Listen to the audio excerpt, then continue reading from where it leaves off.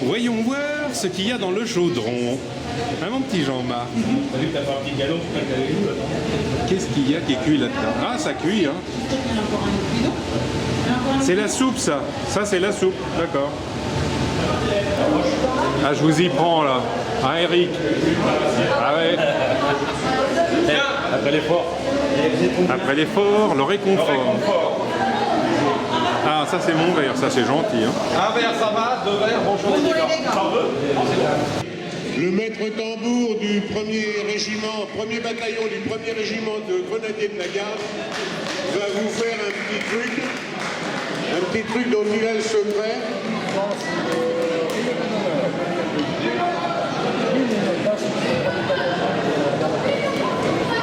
Donc on va l'écouter, ça dure 1 minute 30, c'est pas très long.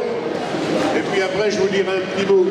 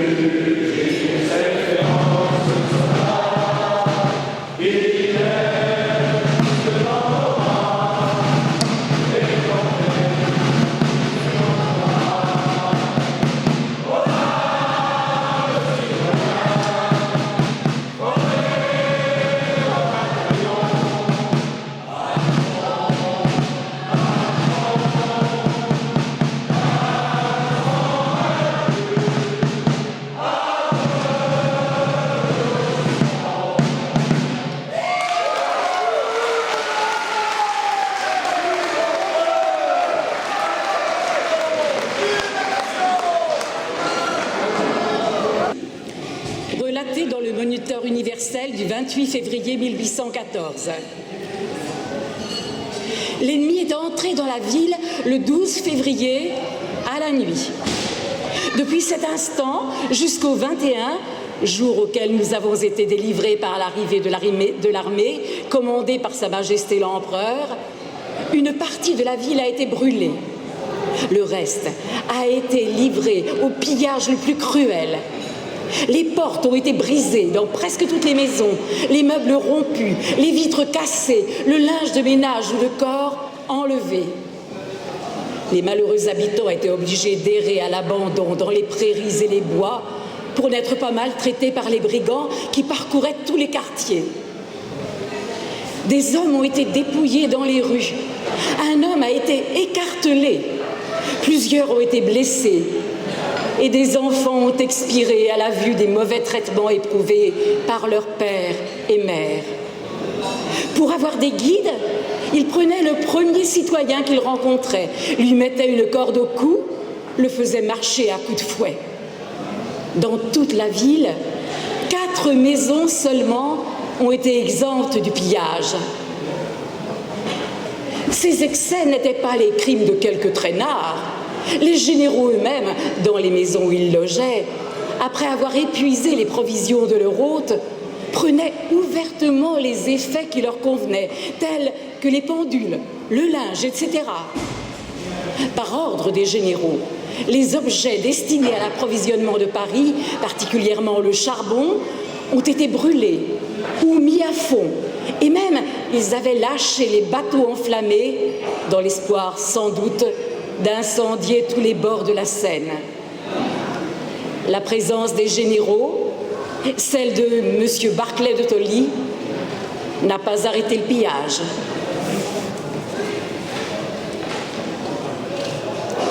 Et voici un rapport fait à son Excellence le ministre de l'Intérieur par M. Cochelet, auditeur en mission à Nogent-sur-Seine. Les femmes ont été exposées aux outrages les plus affreux. Je ne citerai que celles que la féroce brutalité de ces barbares a conduites au tombeau. Et je garderai le silence sur les victimes infortunées qui pleurent dans la retraite sur les outrages qu'elles ont reçus.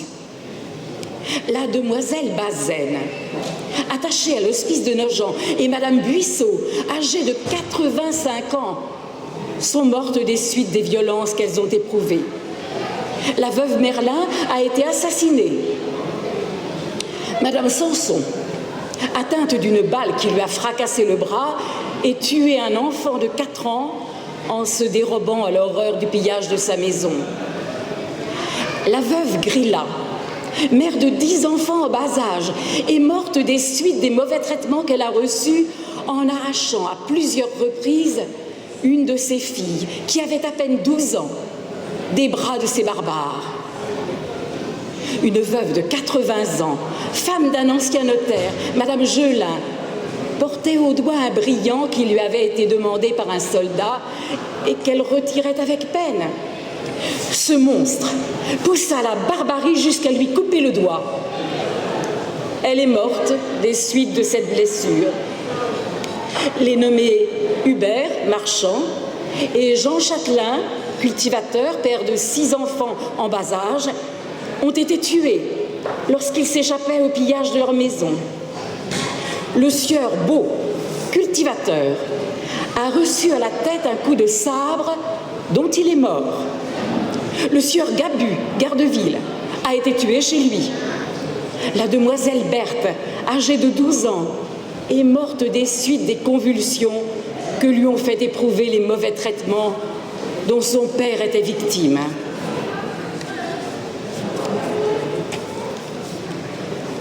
Voici maintenant un extrait d'une lettre adressée à M. Andriane par M. Devanlay, greffier au tribunal civil de Nogent. Les maisons qui logeaient les officiers ont paru d'abord devoir être préservées, mais ceux-ci ont fini par faire charger sur leur voiture matelas, draps, couvertures et tout ce qui était à leur convenance. Près de 8 jours, les habitants ont été chassés de leur maison et les pillards les ont entièrement dévastés, cassant les glaces et les meubles, vidant les matelas et les lits de plumes, etc. Il n'existe pas dans nos gens 100 bouteilles de vin, pas un sac d'avoine. Les barbares jetaient les farines et les grains dans la rivière ou sur les fumiers. Ils ont brûlé tous les moulins et même les pompes à incendie pour qu'on n'éteignît pas le feu. J'ai été totalement dépouillée, comme bien d'autres. Je n'ai que les vêtements qui sont sur mon corps. Il ne me reste pas une chemise pour me changer, pas une couverture pour me coucher. J'ai absolument tout perdu. Ajoutez à cela des humiliations de toutes sortes. Mon fils a été forcé, la baïonnette dans les reins, de décrotter les bottes d'un soldat russe. Extrait d'une lettre de M. Janson, négociant, paru dans le journal de l'Empire le 2 mars 1814. Je ne puis te peindre le désastre dans lequel j'ai trouvé ma pauvre demeure. Tout pillé, saccagé, brisé. Mes matelas, mes couvertures, mes couvre-pieds, mon linge, ma garde-robe, celle de ma femme et de mes enfants, tout m'est enlevé. Je ne possède plus que ce que j'ai sur le corps. Et pour comble de malheur, j'avais mis ce que j'avais de plus mauvais le jour où je m'étais enfuie. La ville a été constamment au pillage pendant 9 jours. Des maisons ont été pillées jusqu'à 5 ou 6 fois. On ne peut te rendre compte des atrocités, la cruauté de ces barbares. Tu as dû en voir le récit dans les journaux. Rien n'est exagéré. Il y a même quantité d'horreurs dont on ne fait pas mention. Ils ont eu la barbarie de couper le doigt à la mère Géla pour lui prendre une bague. Cette malheureuse femme est morte le lendemain, à la suite des souffrances.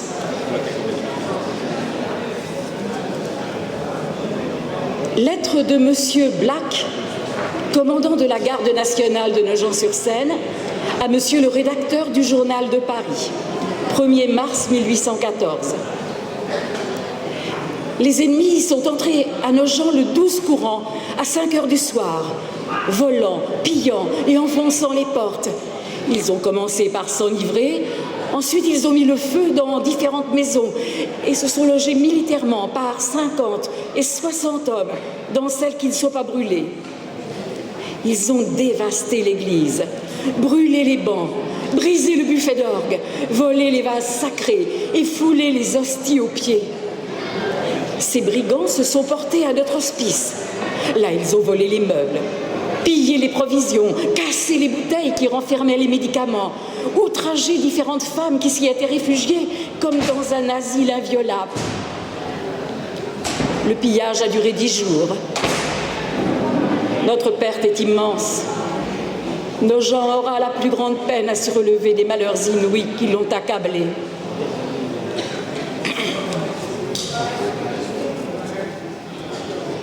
Un extrait du journal de l'Empire du 12 mars 1814.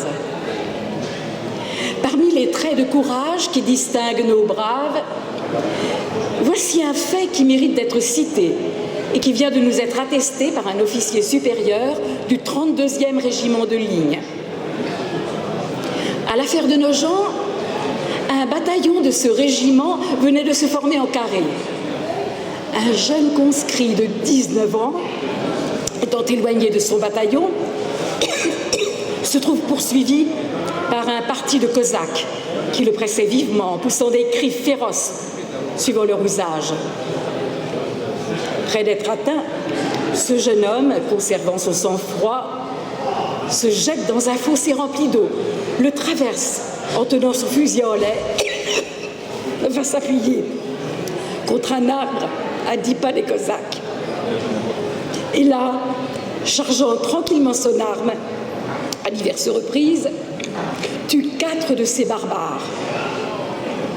Le feu du bataillon ayant obligé l'ennemi à se retirer, ce brave et intrépide jeune homme court reprendre son rang au milieu de ses camarades qui venaient de l'admirer. Le nom de ce brave est Bréautier. Il se trouvait au feu pour la seconde fois. Il a été nommé chevalier de la Légion d'honneur par décret du 25 février dernier. Merci François.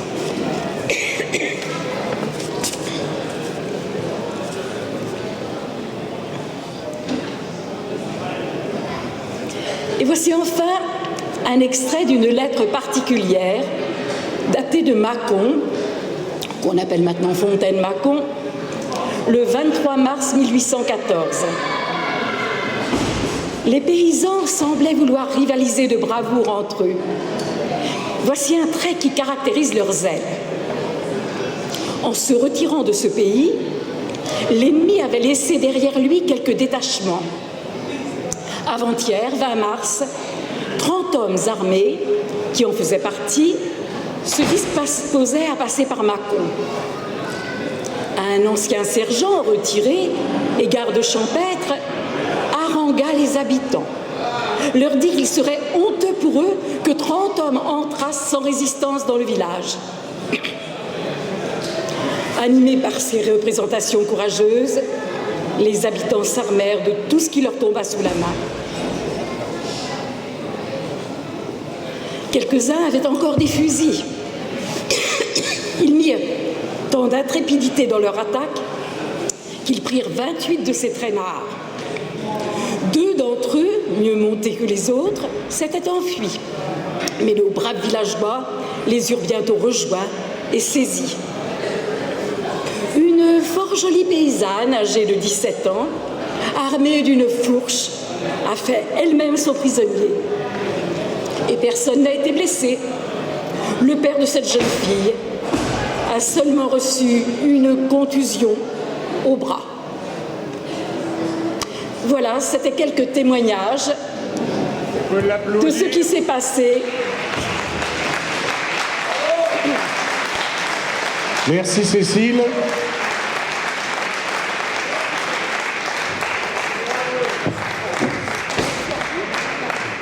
Je vais demander maintenant aux danseurs et aux danseuses de venir se préparer. C'est pas le French Cancan, hein. Donc les danseurs et les danseuses, vous venez vous habiller, on va pas tarder à commencer.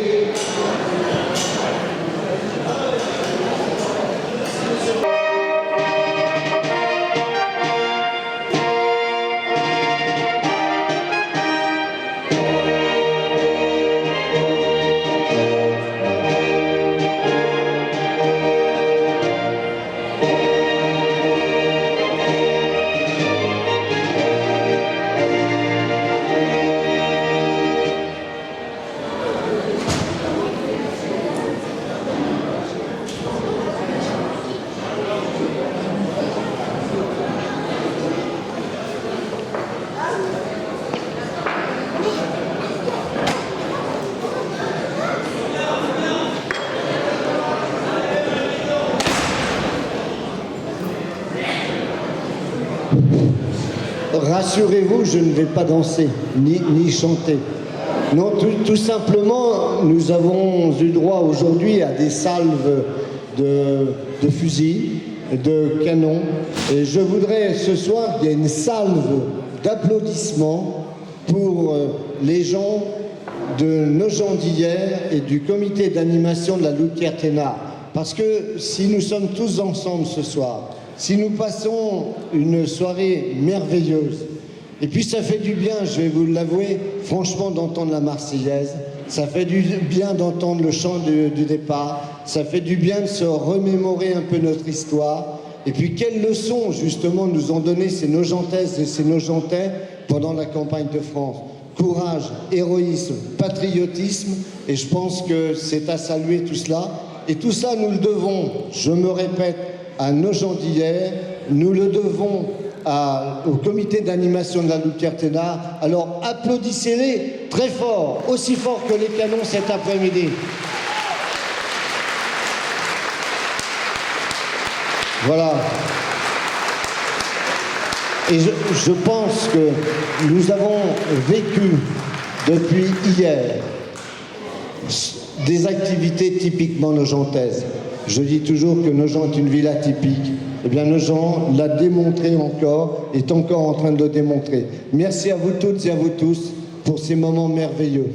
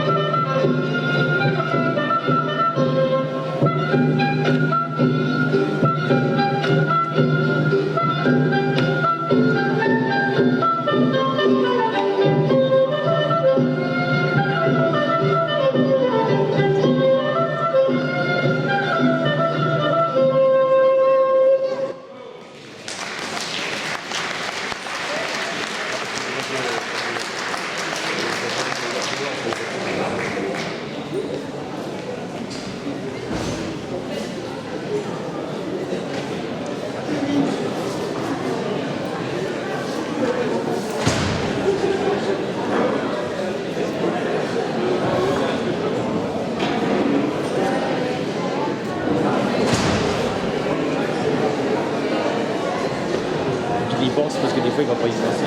Donc la musique de la preuve.